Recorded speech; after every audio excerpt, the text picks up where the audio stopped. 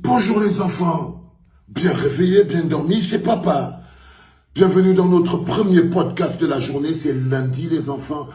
Bienvenue dans nos 8 heures, bienvenue dans nos 8 heures de la clinique. L'une des observations importantes que vous ferez les enfants, levez-vous, ce que vous ferez c'est l'attitude, par exemple, des hommes politiques, des politiques camerounaises. Depuis l'assassinat odieux de Martinez Zogo, nous démontre l'échec même de la politique camerounaise. Je vous parle là de l'opposition. Je ne vous parle pas du silence complice. Je ne vous parle pas du silence complice des politiques du RDPC. Nous avons déjà décidé d'ici depuis que si on était dans un pays normal, tous les membres, tout le gouvernement camerounais devrait démissionner. Donc je ne vous parle pas de cela. Je vous parle de ceux qui se présentent comme étant le futur. Je vous parle de ces politiciens qui aspirent à diriger le Cameroun de demain. Et qui aujourd'hui, face à un crime aussi odieux, nous démontrent qu'ils sont dans l'incapacité de protéger le peuple. Parce que c'est face à cette situation comme ce qui arrive à Martinez Zogo, comme politicien de l'opposition, c'est ce genre d'occasion qu'il peut saisir pour démontrer qu'il peut protéger le peuple. Pour démontrer qu'il peut protéger le peuple. En menant sur pied des actions de contestation claires. Où sont les politiciens de l'opposition? Quand le peuple aujourd'hui est en train de se mobiliser, nous avons déjà franchi la barre des 2000 pétitions. De 2000, nous ne sommes plus seulement les populations, nous sommes devenus des pétitionnaires. On commence à être le peuple, on est à plus de 20 000 signatures.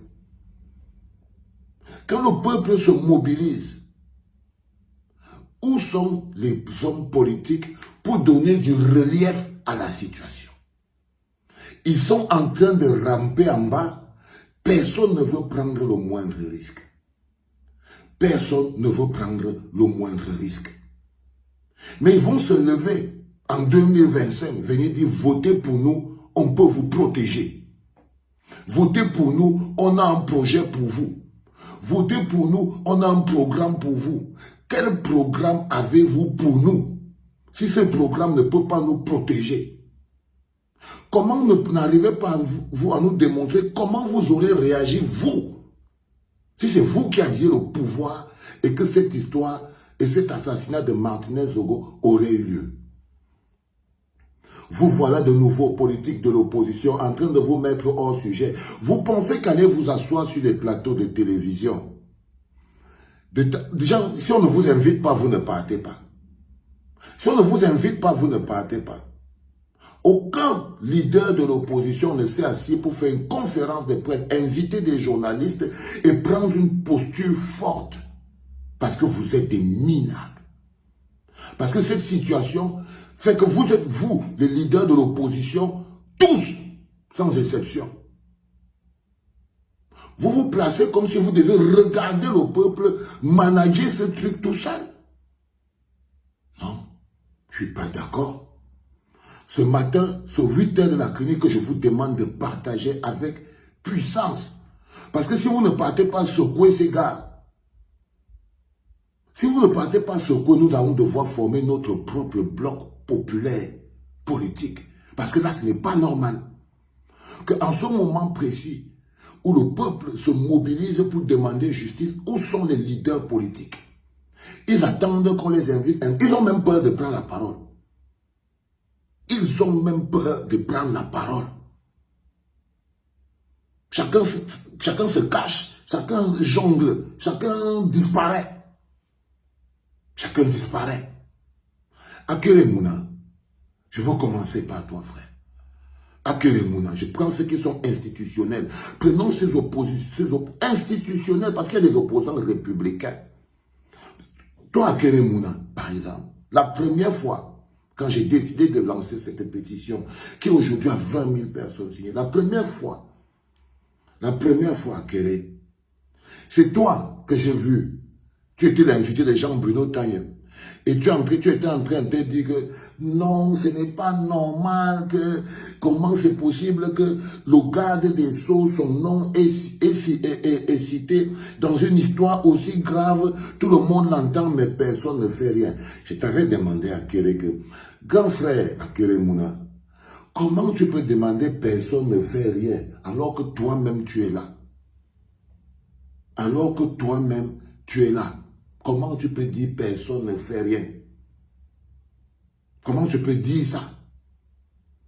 Tu es resté tranquille. Tu n'as pas répondu. Parce que vous vous foutez de la gueule du peuple. Déjà, eux, ils ne parlent jamais du peuple, hein, les gars. Si vous remarquez bien, même ceux qui nous dirigent, ils ne parlent jamais en termes de peuple. Ils nous appellent les populations. Ils nous appellent les populations. Parce qu'ils savent ce qu'ils ont détruit en nous. Ils ont détruit le bloc populaire. Ils ont détruit l'énergie même du bloc populaire. C'est pour ça qu'ils nous appellent les populations. Je t'ai demandé à Kéré. Je t'ai demandé que qu'est-ce que toi-même tu fais. Tu n'as rien fait, tu n'as rien répondu. Mais un jour tu t'es levé pour dire que tu voulais être président de tous les Camerounais. Mais quand on est face à une situation comme celle-ci, frère, je suis désolé. Je suis totalement désolé. Où sont les leaders de l'opposition? Où sont même les leaders de la société civile même? Regardez ce qui se passe. Si Ngono n'était pas là, si les réseaux sociaux n'étaient pas là, le Cameroun allait vivre l'histoire là dans le noir. S'il n'y avait pas les réseaux sociaux et qu'on comptait seulement sur les hommes politiques camerounais, la société civile camerounaise, seulement sur eux qu'on comptait, soit sur que le Cameroun vit cette histoire de Zogo dans le noir. C'est pour ça qu'on doit encore remercier les frères comme les J. Mingono, tous les frères de la diaspora qui sont sur Internet à lutter. Parce que imaginez-vous qu'on ferme la clinique, on ferme la page des J. On ferme encore où? Est-ce que quelqu'un va même savoir qu'on avait tué Zoro Kamo? On ferme les Jumanto. Est-ce que quelqu'un va savoir encore dans le monde entier qu'il y a eu un assassinat crapuleux au Cameroun, les gars? Vous croyez qu'on a attaqué? Pourquoi? Parce qu'ils savent très bien qu'ils ont, une fois qu'ils ont mis la main sur ces 3-4 plateformes et tout, ils ont replongé les Camerounais dans le noir. Ils savent qu'ils ont fermé la clinique, ils ont fermé une vue, ils ont fermé J. Ils savent qu'ils vous ont plongé dans le noir. Dans le noir total. Dans le noir total, les enfants. Parce que si on ne comptait que sur eux, même les journaux sont en train de passer à autre chose. Parce que c'est ça l'objectif. Parce que c'est ça l'objectif. À quel âge je t'ai posé la question? On doit atteindre combien de pétitionnaires pour que tu signes cette pétition? Tu ne l'as pas signé. À Kéré Mouna, tu ne l'as pas signé, tu as été bâtonnier. Tu fais partie des gens qui se sont levés. Des gens qui se sont levés pour venir être indignés que comment on peut interpeller au garde des Sceaux et bah rien ne se passe. J'ai été interpellé pour demander mais de quoi tu parles? Mais de quoi tu parles? Je suis choqué. Je suis choqué. Ils sont en train de faire comme si c'est le problème de Pomba et des politiciens. J'ai regardé Cabral Libye. Frère, je ne dis pas que le problème de l'électricité n'est pas important. Je ne dis pas que le problème de l'électricité n'est pas important. Je vous dis qu'il ne s'agit pas que quelqu'un se lève, vous pouvez me dire, j'avais fait un post, j'avais fait une déclaration, j'avais fait ceci. Nous, c'est 24 sur 24 qu'on est dessus. Vous manquez de... Il ne s'agit pas de ça. Allez raconter vos vies à qui vous voulez. On vous demande d'être plus présent dans le quotidien des Camerounais. Je ne dis pas qu'il n'y a pas un problème avec l'électricité, man. Mais je te promets, quand en ce moment le peuple est en train de réclamer justice pour Martinez, quand tu vois à quel point c'est tendu dans la société, la première fois j'étais vu, tu as dit que, là je parle à Cabral Libye, tu as dit que tu allais organiser une marche. Tu as dit que tu allais organiser une marche. Une marche pour demander justice pour Martinez. Les gens t'ont dit que toi et l'esbrouf, C'est toujours extraordinaire. Tu savais très bien que cette marche allait être interdite. Et que tu n'allais rien faire. Parce que le plus dingue avec toi, Nkwanye, quand je vous dis que vous êtes tellement petit que j'ai envie de devenir fou. Le plus dur avec toi, Nkwanye, c'est que chaque fois que tu annonces une marche, tu peux encore te mettre à côté, tu pries. Tu pries bon Dieu pour que la marche là soit interdite. C'est-à-dire que tu annonces une marche et toi-même, tu pries encore au ciel que, attends, je dois interdire cette marche. Peut-être parfois tu peux lui demander que non, Moura, bon, je vais le lancer maintenant. Est-ce que tu es prêt pour interdire? On lui dit aussi oui. Il lance, il interdit. L'affaire de mariage où tu as lancé, tu as dit oh, oh, oh, tu as disparu.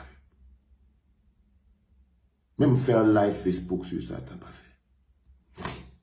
Mais je t'ai vu. Pendant que le peuple est en train de réclamer justice, pendant que le sang t'appelait, pendant qu'en ce moment précis, tout ce qui se passe autour de nous nous ressemble à un film de Pablo Escobar. Tu te lèves et tu organises une grosse campagne pour qu'on te rende ton électricité. Tu connais depuis quand il n'y a pas d'électricité au Cameroun, croyez. Est-ce que tu crois vraiment que le problème de l'électricité au Cameroun n'est pas lié à la gouvernance? Est-ce que tu crois que le problème de manque d'électricité au Cameroun n'est pas lié au pillage de toute la ligne 74-95, les choses que Martinez parlait? Mais non. Tu te lèves et tu viens manipuler encore les populations. Tu veux nous créer encore faux divers. Tu dis que tu vas organiser une marche pour demander l'électricité. Je ne dis pas que l'électricité n'est pas importante. Et puis, je n'ai pas besoin de répéter à chaque fois que je ne dis pas que l'électricité n'est pas importante. C'est parce que je vous prends pour des dodos. C'est pour ça que je répète ça. Je vous prends pour des gogoles qui ne réfléchissez pas. Donc, vous pouvez commencer à dire, vous voyez, on est obligé de vous prendre pour des miettes. Pour des miettes. Je ne dis pas que l'électricité n'est pas importante, mais quand on est face à cette situation, et que le garde des Sceaux a été interpellé de manière directe, tu vois, et que tout le peuple est concentré pour souffrir, pour pleurer, pour réclamer la justice pour Martinez. Je vous ai dit qu'ils ne parlent jamais du peuple. Pour eux, vous êtes des populations. Vous êtes des populations. Chacun se bagarre pour que son activité personnelle vienne dépasser l'activité de Martinez, les réclamations de Martinez de Zogo sur la place publique et sur Internet. Chacun lutte pour que ce qu'il est en train de faire, ses activités personnelles, que ces activités personnelles viennent encombrer, sinon faire la diversion dans ce moment intense où le peuple, pour la première fois de leur vie, de sa vie, fait l'unanimité et demande à l'unanimité la justice pour Martinez Zogo. Et demande à l'unanimité la justice pour Martinez Zogo. L'opposition camerounaise n'est pas à la hauteur des attentes du peuple camerounais. C'est-à-dire que quand je vous vois, vous n'êtes pas à la hauteur. Vous n'arrivez pas à être dans le show. Vous n'arrivez pas à travailler. Vous n'arrivez pas à être dans le rythme. Pourquoi tu as signé la pétition? Non. 20 000 Camerounais sont devenus des pétitionnaires. Même dans le journal, on ne parle pas. Aman Mana, tu ne l'as pas vu? C'est l'expression du peuple. C'est 20 000 et on va atteindre 2 millions. Est-ce que vous trouvez normal, si vous étiez dans un pays normal, est-ce que vous pensez vraiment que ça aurait pu arriver que 20 000 Camerounais signent une pétition demandant la démission garde des Sceaux, 20 000, hein? Et il n'y a aucun journal qui est en train de relayer ça. Quand vous allez voir ça dans toutes les presses, dans le monde entier, TV5, machin, truc, tout ça, quand vous allez voir ça là-bas, c'est là où vous allez venir prendre pour partager. À quel moment êtes-vous à la hauteur de vos vies? À quel moment êtes-vous à la hauteur de vos vies? Aujourd'hui, nous sommes face à un système judiciaire que quand vos propres frères et sœurs sont en train de croupir aujourd'hui en prison, en vous disant la justice est manipulée, quand ça va tomber sur un d'entre vous, vous verrez. Ils sont en prison. Hein? Bibo est en prison. Fogué est en prison, Awassou Mispa est en prison. Ils sont tous en prison là-bas. Ils sont tous en prison là-bas.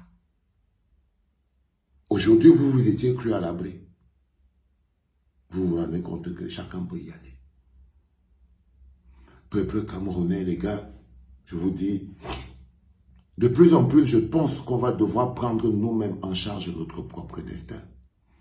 Parce que je pense personnellement qu'ils n'aiment pas suffisamment le peuple pour être inspirés, pour ressentir la douleur du peuple. Pour ressentir la douleur du peuple, pas des populations. Parce qu'eux, ils vous appellent les populations. Mais nous, pour moi, vous êtes le peuple. Et il est important aujourd'hui que nous dressons un véritable bloc populaire. Parce que quand je vois que même les hommes politiques, je suis encore sur ceux de l'opposition, ils ne sont pas à la hauteur. Ils ne sont pas à la hauteur. Quand on est face à une situation comme celle-ci, c'était tellement de biscuits pour eux. C'était tellement une occasion d'interroger l'état de droit. C'est tellement l'occasion d'organiser une marche. C'est tellement l'occasion d'organiser une manifestation. C'est là qu'on vous attend. C'est là qu'on vous attend. Mais vous êtes où? Vous avez abandonné le peuple. Le peuple est orphelin. Le peuple organise ses pétitions tout seul. Le peuple est obligé d'appeler à l'aide le monde extérieur. C'est pas normal. Les enfants, je voulais vous féliciter aussi. Parce que ce qu'on fait, malgré tout ça, eux, on attire doucement leur attention, mais le bloc populaire est solide. Mais je voulais vous rassurer que le bloc populaire est solide. Le bloc populaire est solide. Nous allons prendre cette journée pour faire 10 000 signatures. Ok, les enfants, on n'a pas besoin d'eux. Parce que là, on commence à se rendre compte que l'énergie qu'on va vouloir perdre à regarder s'il faut, ça nous perd autant. Nous pouvons prendre soin de nous-mêmes.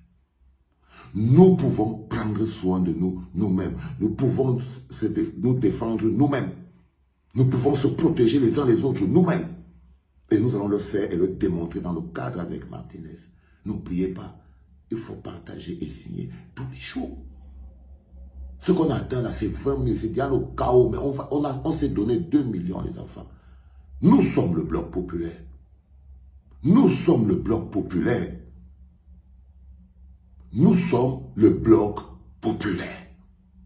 Et notre voix compte. Et notre voix compte. Le plus intéressant, je vais vous dire aussi, on va revenir dessus en journée, c'est à la suite de la pétition, nous allons maintenant passer à l'organisation des veillées. Aujourd'hui, lundi, je prie le ciel d'avoir la force, vous savez, je suis déjà un peu vieux, mais le projet est d'organiser la première veillée. La première veillée en hommage à Martinez. Ce sera ici à la clinique. La première veillée. Inch'Allah, on sera peut-être vers 21h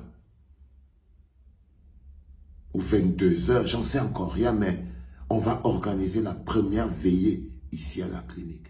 On va expliquer c'est quoi une veillée, parce qu'on doit veiller. Nous ne sommes pas seulement des populations, nous sommes le peuple. Et nous ne sommes pas seulement le peuple, nous sommes le bloc populaire. Et nous ne sommes pas seulement le bloc populaire, nous sommes des gardiens. Il y en a marre d'attendre. Il y en a marre d'attendre que les autres le fassent à notre place. C'était très important, les enfants. Ce premier podcast de la journée, il était très important pour moi. À vous expliquer que nous sommes face à nous-mêmes, mais nous sommes forts. Nous sommes face à nous-mêmes, mais nous sommes forts. Nous sommes le bloc populaire. C'était papa.